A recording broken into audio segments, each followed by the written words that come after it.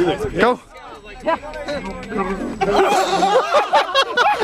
दोस्तों, आपको थोड़ी दूर सफर करना हो तो शुरू हो जाते हैं कि मम्मी पानी पीना है। मजाल है आपकी पानी की बोतल मम्मी घर भूल जाए। थोड़ी देर में आपका गला सूखने लगता है। 40 से 50 साल तक जिंदा रहने वाला ऊंट दूर दूर तक चलता रहता है, मगर वो 6 महीने तक बिना पानी पिए जिंदा रह सकता है ना हैरानी की बात। लेकिन क्या आप जानते हैं कि रेगिस्तान में मरे हुए ऊंट को क्यों नहीं छूना चाहिए और क्यों लोग मरे हुए ऊंट के कूबड़ का पानी पीते हैं? नहीं जानते तो चलिए आज हम आपको बताते हैं इसके पीछे की असली वजह। दरअसल ऊंट, उसकी पीठ पर कूबड़ कुछ उठा हुआ हिस्सा होता है। अलग अलग नस्लों के ऊंटों में किसी भी पीठ पर एक कूबड़ होता है तो किसी की पीठ पर 2 कूबड़ होते हैं। ऐसा माना जाता है कि ऊंट अपने कूबड़ में पानी जमा करके रखते हैं, जबकि ऐसा नहीं है। उसके कूबड़ में वसा जमा होती है जो धीरे धीरे जरूरत पड़ने पर पानी या ऊर्जा में बदलती रहती है।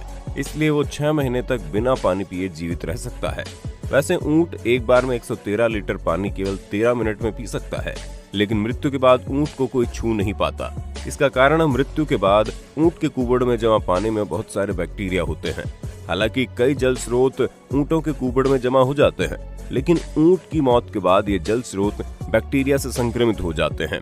यदि कोई ऊंट कूबड़ में पानी पीता है तो वो अपने लिए एक संभावित खतरा पैदा करता है।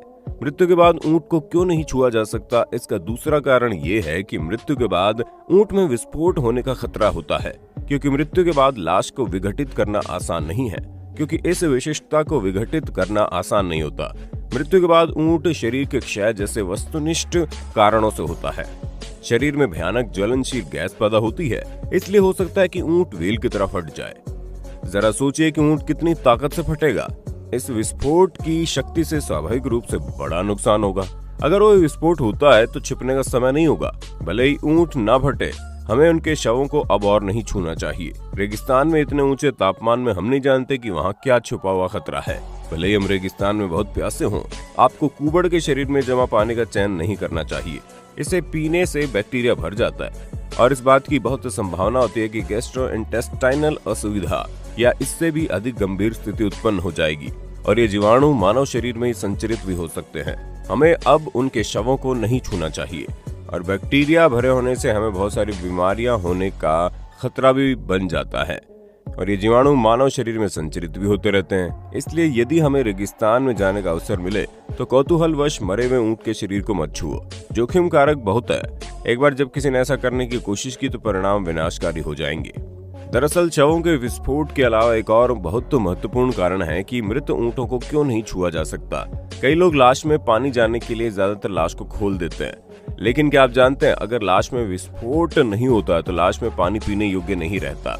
ऐसा इसलिए क्योंकि मृत ऊंट के शरीर के कार्यों ने काम करना बंद कर दिया है। पानी के अंदर की अशुद्धियों को विघटित नहीं किया जा सकता। अधिक से अधिक बैक्टीरिया पैदा हो रहे हैं और कई वायरस संक्रमित हो जाएंगे। एक बार जब कोई इस पानी को पी लेगा तो कई बैक्टीरिया वायरस शरीर में आ जाएंगे जो कई अजीबोगरीब बीमारियों और यहाँ तक की मौत का कारण बनेंगे। ये बहुत ही खतरनाक है, इसलिए रेगिस्तान में मरे ऊंट का सामना करते समय सभी को कोशिश करनी चाहिए कि इन्हें छूने से बचें, दूर दूर तक जाने से बचें और सुरक्षा पर ध्यान दें।